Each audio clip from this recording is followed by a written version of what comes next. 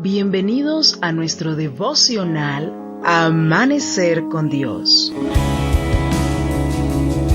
Un tiempo especial para fortalecer la fe y las virtudes cristianas. En la voz del ministro de Dios, Giovanni García. Gloria al Dios Todopoderoso en este tiempo maravilloso que nos regala. La verdad es que venimos hablando un tema muy necesario e importante en los que nos pueden escuchar: el desierto. Ahora, para continuar con nuestra temática, quiero abordar una parte en la cual nos podemos preguntar cómo sabemos que estamos pasando por un desierto espiritual, o cualquiera que este sea. ¿Cómo sé yo que estoy pasando por un desierto? Primero es que vamos a sentir soledad, vamos a sentirnos abandonados en muchas ocasiones y con vacío espiritual. También se va a experimentar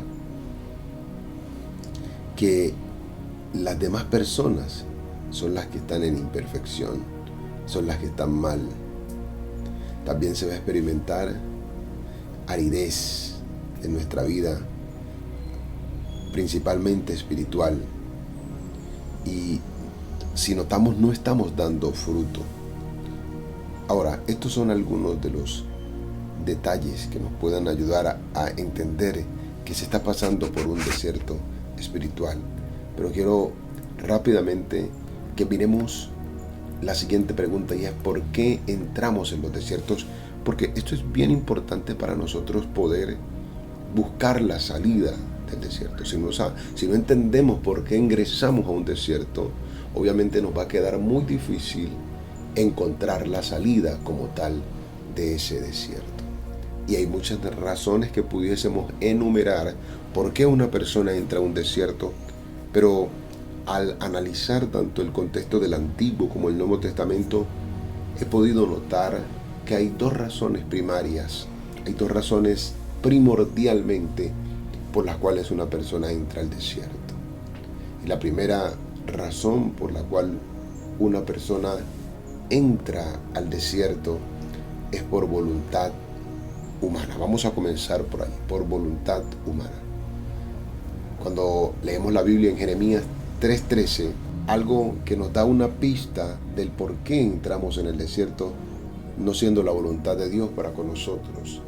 Y es porque dos males, dice allí, ha hecho mi pueblo: me dejaron a mí fuente de agua viva, y cavaron para sí cisternas rotas que no retienen agua. Aquí encontramos el ejemplo de Israel, como en primer lugar habían dejado al Señor. Dejamos al Señor cuando no nos congregamos. Dejamos al Señor cuando no leemos ni confiamos en su palabra, cuando no oramos, cuando no ayunamos, cuando no practicamos aquello en lo cual hemos sido enseñados. Ahora, esta era la condición de Israel, y esto lo había llevado entonces a tener cisternas rotas que no tenían agua, y por ende vivir una temporada desértica. Me pregunto, ¿qué has estado haciendo que te ha llevado a dejar al Señor? ¿Será que te has cavado cisternas que no retienen agua? Ahora, cuando alguien entonces por voluntad humana entra al desierto, comienzan a encontrarse algunas consecuencias, como por ejemplo, se aleja de Dios. Ya lo hemos remarcado. Cuando tú analizas y te analizas cada vez más lejos de Dios, eso está hablando de un desierto humano, un desierto en el cual ingresaste no por voluntad de Dios, sino porque tomaste malas decisiones. Lo otro es quebranta el propósito de Dios. Cuando alguien ingresa a un desierto por voluntad humana, el propósito de Dios comienza a verse afectado, perjudicado. Número 3, le da lugar al enemigo de nuestras almas. Entonces vamos a ver cómo el enemigo comienza a tomar ventaja en la vida de esa persona, porque ha ingresado a una área en la cual no es la voluntad de Dios. Y número 5, podemos notar que lleva a que se pierdan oportunidades y tiempo. O sea, cuando la persona decide moverse fuera de la voluntad de Dios, ingresar a esa área desértica, comienza a perder tiempo valioso que Dios necesita para que esa persona cumpla su propósito. Y ese es el caso que nos relata Números capítulo 32, cuando Israel decide entonces no creerle al Señor, decide ser rebelde, decide hacer su voluntad y entra al desierto. Y es así como Israel, escuchen bien, por 40 años esa generación que salió de Egipto y que tenía que conducirse a la tierra prometida, quedan divagando y dando vuelta en el desierto, y allí murieron como tal. Lo último que pudiésemos enumerar como consecuencia del desierto es la muerte, ¿verdad? Ahora, esa es la primera causa por la cual una persona entra al desierto. Hemos dicho por voluntad humana. La segunda razón por la cual una persona entra al desierto es por voluntad divina, así como lo escuchan, por voluntad divina, porque muchas veces Dios permite que sus hijos o hijas entren al desierto porque necesita llevarlos a un propósito, necesita llevarlos al cumplimiento de su voluntad perfecta. Y quiero leer algunos textos que nos hablan cómo por voluntad divina ciertas personas, comenzando con nuestro Señor Jesucristo y aún el mismo Juan el Bautista, ingresaron al desierto.